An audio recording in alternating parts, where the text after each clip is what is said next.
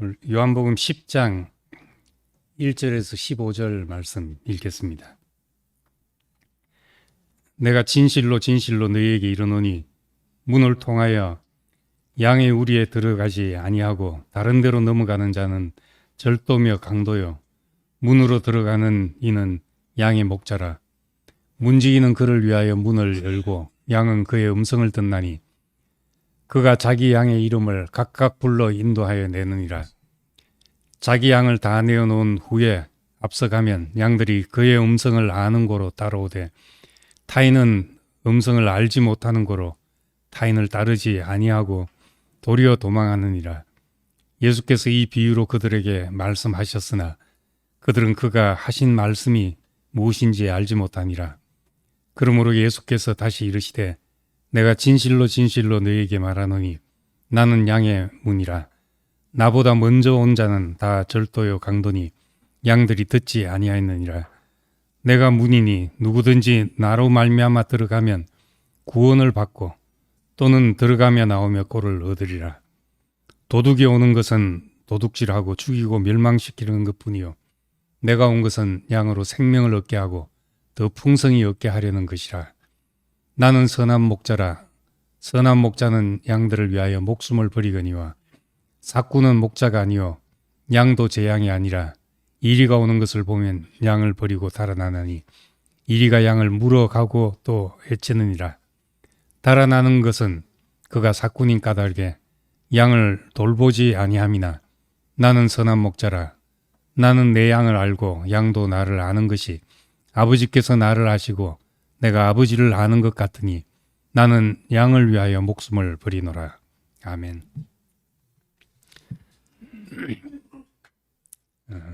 예수님은 모든 것을 그 비유로 말씀하셨다고 했습니다. 어떤 데 보면은 비유가 아니면 말씀하지 않았다는 말씀도 합니다.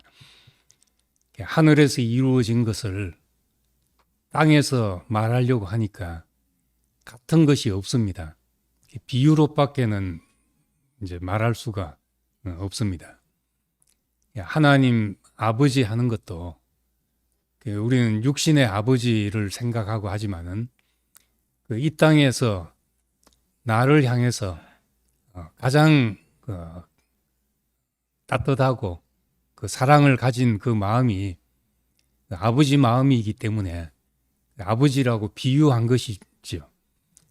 요즘은 아버지 때문에 상처 입은 자녀들이 많아가지고 하나님 아버지라는 비유가 적합한가? 하나님 어머니가 낫지 않나 차라리 그렇게 하는데 이것도 비유지요. 하나님 아버지라는 것도 그 비유입니다. 우리 두리안이란 과일이 있는데 요즘은 뭐 먹어본 분들이 많을 겁니다. 두리안을 한 번도 못 본 사람한테 설명하자면 이 모양은 도깨비 방망이처럼 생겼고 안에는 맛은 막 아이스크림 맛 같고 또 안에 모양은 골처럼 생겼고 냄새는 재래식 화장실이 옆에 있는 것 같은 냄새가 나고 뭐 이렇게 설명하면은 지금 설명한 모든 것은 다 비유지요. 도깨비 방망이도 비유고 또 머리 골처럼 생겼다는 것도 또 아이스크림도 그 실제로는 아이스크림하고 전혀 관계없는 것인데 그런 이제 비유로밖에는 안 본 사람에게 설명할 길이 없습니다. 우리가 아는 어떤 걸 가지고 연상하도록 그렇게 설명하는 거죠. 양과 목자 이 비유도 유목민들에게는 가장 피부에 와닿는 비유일 것입니다. 우리 잘 아는 시편 23편 여호와는 나의 목자시니 내게 부족함이 없다. 나를 쉴만한 물가와 푸른 초장과 쉴만한 물가에 나를 인도하신다. 이런 것은 우리는 그냥 그림 보듯이 목가적으로 상상하지만 유대인들에게는 이것이 정말 생생한 경험일 수 있습니다. 그래서 어떤 분은 이제 우리한테 여호와는 나의 목자시니 이래가지고 와닿지 않지 않냐. 그래서 이제 옛날 어머니들이 배를 짜면서 배 한 톨 한 톨 씨줄 날줄입니까? 그렇게 하면서 배를 짜는 이제 그 손길을 연상하면서 어떤 분은 이제 배 짜는 하나님 이렇게 표현하기도 했습니다. 양치는 하나님이 아니라 배 짜는 하나님. 어쨌든 우리의 경험 속에서 그 비유로밖에 이야기할 수 없습니다. 근데 이제 비유로 이야기할 때 비유는 말하려고 하는 바가 중요하기 때문에 뭘 말하려고 하는지를 그것을 이제 찾는 것이 중요합니다. 그렇지 않고 비유에 동원된 아주 자세한 이야기들을 하나하나 끄집어서 해석하려고 하면은 이제 너무 지나친 은유적인 해석, 자의적인 해석이 되어버립니다. 옛날에 이제 한번 설교를 들으면서 그런 설교를 들었습니다. 강도 만난 사람, 여리고로 내려가다가 이제 강도를 만났습니다. 이 이야기의 이제 주제는 누가 내 이웃이냐 하는 것이 주제인데, 이제 그날 설교는 이 사람이 여리고로 내려가다가 이제 강도를 만났다. 여리고는 어디냐? 여리고는 저주받은 성이 아니냐? 그리로 내려가는 길에 저주를 받았다. 우리도 세상으로 내려가는 길에 항상 강도가 있고 뭐가 있다. 이런 설교를 이제 듣고 그때 굉장히 은혜를 받았습니다. 그럼 뒤로 생각하니까 예수님이 말씀하시려는 의도와 전혀 관계없는 성경의 어떤 지엽적인 걸 가지고 자기 묵상을 한 것이죠. 그냥 자기 묵상을 한 것이고, 이렇게 이제 성경을 보는 것을 이제 지나친 은유라고, 그렇게 지나친 은유로 보는 것입니다. 이 비유도 마찬가지로 예수님께서 뭘 말씀하려고 하시는가 하는 게 이제 먼저 초점을 잡는 것이 중요합니다. 목자가 양을 돌본다 할 때 양을 위해서 돌보는 게 아니라 목자를 위해서 돌보는 것이죠. 우리는 이제 여호와는 나의 목자시다 할 때 나를 돌보신다는 데 초점을 맞추기 쉽습니다. 우리는 다 이제 누구나 돌봄이 필요하고 어려운 일을 당하고 또 상실의 아픔을 겪고 이럴 때 누군가는 옆에 있어야 되고 누군가는 주도적으로 이런 일을 해야 됩니다. 그래서 교회는 목양이 필요한 곳이죠. 꼭 이제 목사가 있어서라기보다 누구라도 내 옆에 있는 사람에 대해서 목양하는 마음이 필요하고 돌봄이 필요한 곳입니다. 그렇지만 여기서 목자는 예수 자신을 가리키는데 예수님은 나는 선한 목자다 하면서 나는 양의 문이다 그렇게 말씀합니다. 문으로 데리고 들어가신다. 예수님은 우리를 아버지의 앞으로 데려가시는 분입니다. 요한복음 14장에서도 말했지만 내 아버지 집에 거할 곳이 많다. 내가 가서 너희를 위하여 처소를 예비하고 다시 와서 너희를 나 있는 곳에 영접하겠다. 이런 말씀을 했습니다. 예수님께서 말씀한 그 아버지 집, 아버지께로 우리를 인도하기 위해서 우리를 부르신 겁니다. 양의 문은 우리를 아버지께로 가게 하는 그런 문입니다. 여기서 반대로 이제 도둑, 사꾼, 강도 이렇게 비유하고 있는데 이것은 율법을 가르치는 사람들을 말합니다. 서기관과 바리새인들과 이런 사람들을 두고 한 말이죠. 율법으로 하나님 마음 안으로 이끄는 것이 아니라 자기 울타리 안에 가두는 사람을 지칭한 말입니다. 율법은 이제 어두웠던 시대, 그리스도가 오기 전에 필요했던 것입니다. 어두운 밤에 달빛과 별빛이 필요하듯이 밤길을 보호해 주는 것이 율법입니다. 그렇게라도 율법이 있었기 때문에 그 사람과 사람 사이에서 갈등을 해결하고 그렇게 살 수 있었습니다. 근데 이 우리 안, 양의 우리 그 안에 있는 것은 이 비바람을 피하고 밤을 피하는 데 필요한 것이지만은 그것이 이제 양에게 좋은 환경은 아니죠. 밤이 되면 필요하고 비바람이 불 때 필요한 것입니다. 정말 양에게 좋은 것은 문을 열고 나와서 푸른 초장에서 자기 먹고 싶은 풀을 뜯는 것이 이제 좋은 것입니다.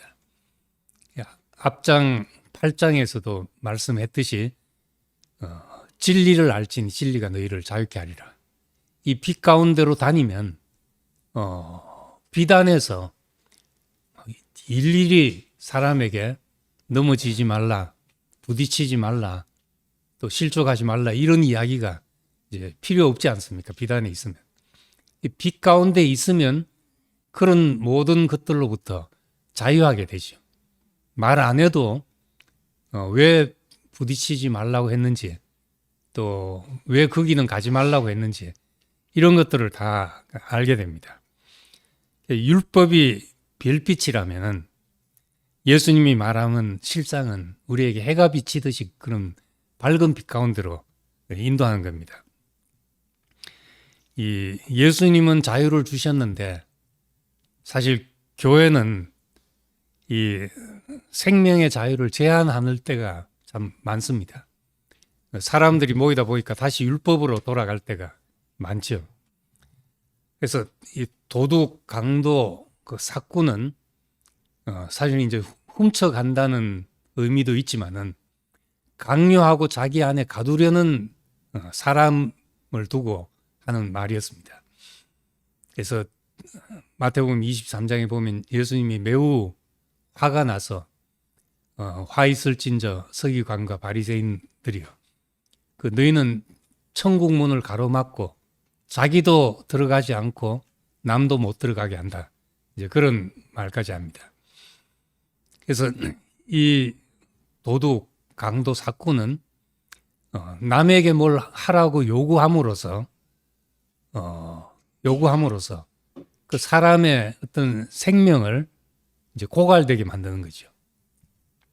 그 잔소리를 아이들한테 계속 하면은 이 정신이 고갈되게 됩니다. 할 힘이 없어지게 되죠. 나중에 가면은. 그 넉넉한 힘을 공급하면 그 다음에는 그것을 하라 안 해도 하고 싶어지고 할 힘이 생기지만은 뭘 하라 하지 마라 계속 하면은 그 있는 힘마저도 고갈되게 됩니다. 율법 앞에서 살아보면 우리의 에너지를 뺏기게 되죠. 생명을 빼앗기게 됩니다.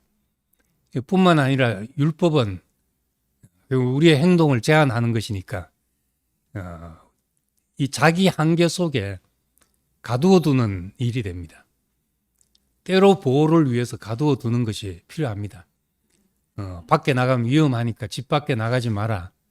그 위험할 때는 그 말이 필요하죠. 그런데 커서도 계속 집 안에만 있으면은 이제 병들게 되는 것과 마찬가지입니다. 그래서 율법은 필요한 것이지만은 결국 거기에서 이제 나와야지 살 수 있게 되는 겁니다. 이 세상에는 이제 자기 앞가름도 못하는 사람들도 상당히 많습니다. 누군가 울타리 쳐주는 그 울타리 안에 내가 들어가서 그 사료를 배급받고 그냥 안주하고 그렇게 사는 게 편한 사람도 참 많습니다. 그렇게 뭐 일생 살아도 된다 하면은 뭐 사는 거죠. 근데 정말 하나님이 우리에게 주신 그 자유를 가지고 하나님이 주신 모든 것을 누리는, 청량할 수 없는 그리스도의 풍성을 누리는 세계로 가자면은 예, 그렇게 이제 울타리 안에서 사료만 먹는 것으로는 되지 않는다는 겁니다. 그래서 이 도둑, 강도, 사쿠는 그냥 뭐 자기 위해서 그냥 일하고 살아간다 이런 의미보다도 이 바리새인과 율법학자들 이 사람들을 생각하면은 자기 이해와 자기 한계 속에 가두는 것이 그것이 더 큰 문제입니다. 그래서 예수님이 비유로 그 포도원을 이제 경작하는 사람들에게 청지기에게 맡기고 떠났다가 다시 와서 그 수확을 거두려고 종을 보내니까 종들을 때리고 모욕을 주고 보냈다는 겁니다.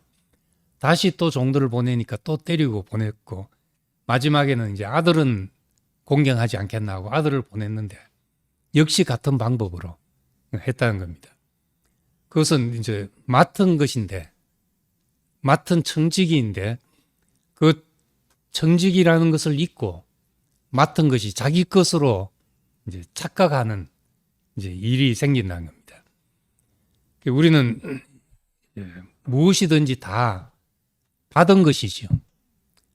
내게 있는 모든 것은 받은 것이다. 너희 중에 받지 아니하는 것이 아는 것이 어디 있냐? 받았은 적 어찌 받지 않은 것처럼 자랑하냐?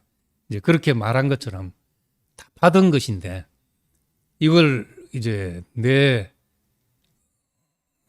받지 않은 것으로 생각을 하기 때문에 문제가 생깁니다. 그래서 우리에게 있는 것은 그것이 소유든지 뭐 존재든지 무엇이든지 간에 우린 청지기로서 관리하는 사람이죠. 뭐 이것은 나고 이것은 내가 아니고 이렇게 나눈 문제가 아니라는 겁니다.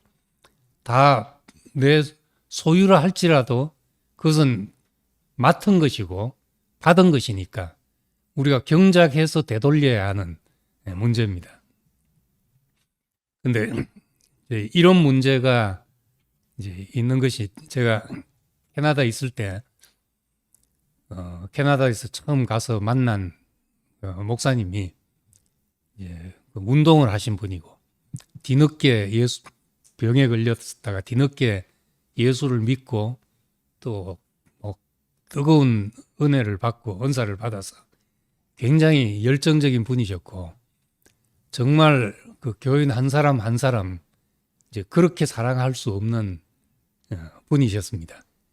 그래서 한 사람 한 사람한테 그 쏟은 걸 얘기를 들으면은 그야말로 성경 표현대로 하면은 내 눈이라도 빼어주리라 하는 그런 심정으로 사신 분이고 여기 표현으로 하면은 내가 목숨이라도 버리리라 하는 마음으로 사신 분이죠. 그래서 어떤 사람이 오면 그분의 모든 것을 다 들여다보고 책임지고 또 배려해주고 이렇게 한 분인데 나중에 이제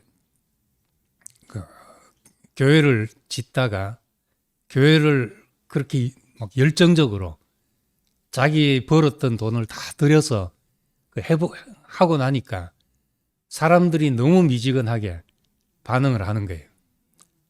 자기는 막 아픈 허리를 동여매고 페인트 칠하고 뭐 다 하는데 교인들 한 번씩 왔다가 보고 가고 그때마다 뒤돌아가는 모습이 얼마나 믿고 하든지 이제 그 이야기를 이제 저한테 하시면서 난 지금 시험에 들었다. 난 지금 교인들이 미워졌다. 옛날 첫사랑이 다 어디 가고 없고 미워졌다 그러는 거예요. 그리고 설교할 때마다 떠난 교인들, 자기를 떠난 교인들에 대해서 그렇게 배신감을 느끼고 또 자기 떠나서 잘된 사람 없다고 하고 이제 그런 이야기를 하시는 거예요. 그래서 그 쏟은 사랑이 되돌아오지 않으니까 그렇게 아파하고 괴로워하고 미워지고 이렇게 되는구나 하면서 이것이 다 사람을 자기 소유로 생각하기 때문에 생기는 문제구나 하는 것을 봤습니다. 저는 이제 그때는 속으로 그렇게 생각했죠. 정말 다른 세계가 있습니다. 일이 끝난 세계가 있습니다. 하나님 앞에 자기 일이 끝난 것이 있는데 목사님은 지금까지 다 자기 일을 하고 계셨습니다. 그렇게 말은 못했지만은 속으로만 그렇게 생각을 했죠. 근데 나도 나중에 뒤로 그런 일을 당하니까 나도 똑같은 거예요. 나도 똑같이 미워지고 내가 너한테 어떻게 했는데 하는 마음이 들고 똑같더라고요. 결국은 내가 내 땀이 묻으면 내 땀과 노력이 묻은 만큼 놓기가 힘들어집니다. 그게 자기 소유가 되고 내 것인 줄로 착각하기 쉽죠. 그래서 오늘날 정말 우리가 사람을 돌보고 사람의 필요를 공급하고 하는 사람들에게 필요한 것은 사람이 내 소유가 아니라는 것을 기억할 필요가 있습니다. 조금만 친해져도 우리는 울타리를 치고 내 사람, 내 그룹 속으로 그렇게 생각하기가 십상이거든요. 내가 양육한 사람, 내가 공급한 사람, 내가 돌본 사람, 이런 울타리가 생기기가 얼마나 쉬운지 모릅니다. 헌신적인 사랑 뒤에 이 사람을 자기 소유로 생각하는 문제, 내 사람이라고 생각하는 문제, 이것이 이제 말하자면 도둑인 거죠, 도둑. 예수님은 마지막에 베드로에게 그렇게 말했습니다. 내 양을 먹이라. 내 양을 먹이라. 우리가 누구를 전도하든지 누구를 양육할 때 아버지께로 가는 문이 되고 길이 되어야 하는 것이지 우리 자신이 목적지가 될 수 없다는 겁니다. 하나님의 백성을 하나님 앞으로 되돌려 드리는 일, 사람을 그리스도께 중매하고 나는 죽고 그리스도만, 이렇게 고백하는 것이 사람의 올바른 위치입니다. 그러니까 여기서 정말 어느 정도는 우리가 본이 되기도 하고 사람들에게 빛이 되기도 하고 길이 되기도 하지만은 궁극적으로 내 안에 가두는 것만큼 위험한 일이 없지요.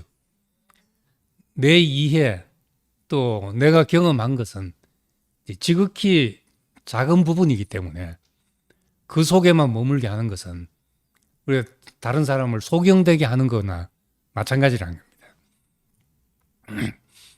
그래서 우린 궁극적으로 여기서 말하는 목자, 이것은 우리 자신이 이런 목자가 돼야 된다 하기 이전에 우린 다 예수께로 인도되는, 우리는 예수께로 인도하는 것이고 예수는 아버지께로 가는 문이 되신 것이다. 이렇게 알아야 되는 것입니다. 나는 예수 그리스도를 따르는 길에 이런 사람도 만나고 저런 사람도 만났습니다. 빛이 되기도 하고 안내서가 되기도 하고 그랬습니다. 그런데 이제 궁극적으로 나는 예수를 따르는 사람으로 살아왔습니다. 왜 예수를 따르는가? 왜 지금까지 나는 예수하고 살아왔는가? 내 종교성 때문인가? 나도 한번 이제 들여다볼 때가 있습니다. 근데 예수께서 아버지라고 부르신 분,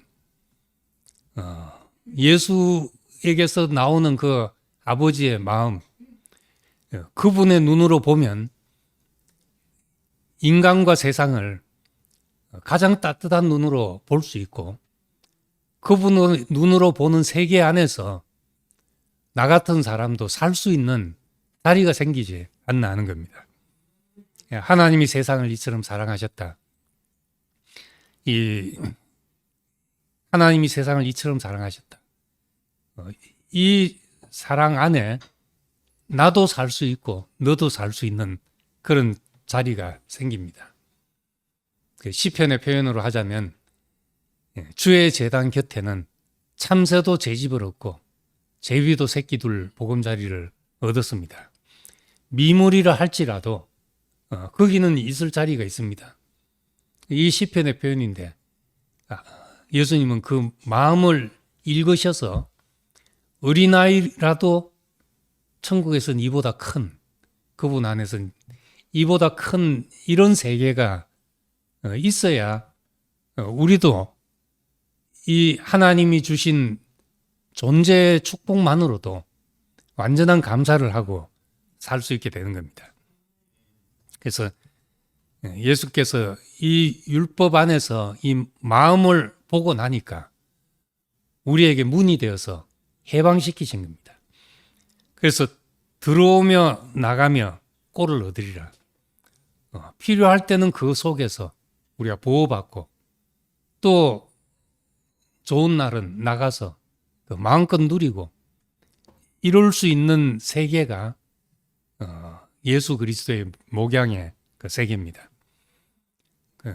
예수께서 보시는 이 세계로 들어가면은 정말 우리 중에 기이 여김 받지 않을 사람이 없고 우리가 정말 미물이라 할지라도 벌레 같은 사람이라 할지라도 살 수 있기 때문에 구제불능임에도 불구하고 우리가 살 수 있는 세계를 열어놓으신 겁니다. 나는 양을 위하여서 목숨을 버린다 했는데 요한복음에 나오는 표현들은 이제 어떤 일관성이 있습니다. 요한복음 15장 13절에서도 사람이 친구를 위하여 목숨을 버린다 이렇게 말합니다. 여긴 양을 위해서 목숨을 버린다 했지만 친구를 위해서 목숨을 버리면 이보다 더 큰 사랑이 없다는 말을 했습니다. 이 버린다는 말은 영어로는 내려놓는다고 되어 있습니다. 그리고 목숨이라는 말이 성경에는 대부분 푸시케 내 혼을 말합니다. 내 마음, 내 생각, 내 뜻, 그리고 내 주장과 계획 이런 것들을 내려놓는다는 말입니다. 그러니까 비유적으로는 양을 위해서 목숨을 버린다 이렇게 말했지만 이건 실제 관계 속에서 우리 자신을 내려놓는 것을 말하는 겁니다. 자기를 내려놓는 것이 우리 관계 안에서는 가장 큰 사랑입니다. 자식 이기는 부모가 없다. 그럴 때 자식이 부모를 아무리 사랑해도 부모가 자식 사랑하는 것만 못하기 때문에 이 부모가 지는 것이죠. 더 사랑하기 때문에 지는 것이거든요. 힘이 없어서 지는 것도 아니고. 그러니까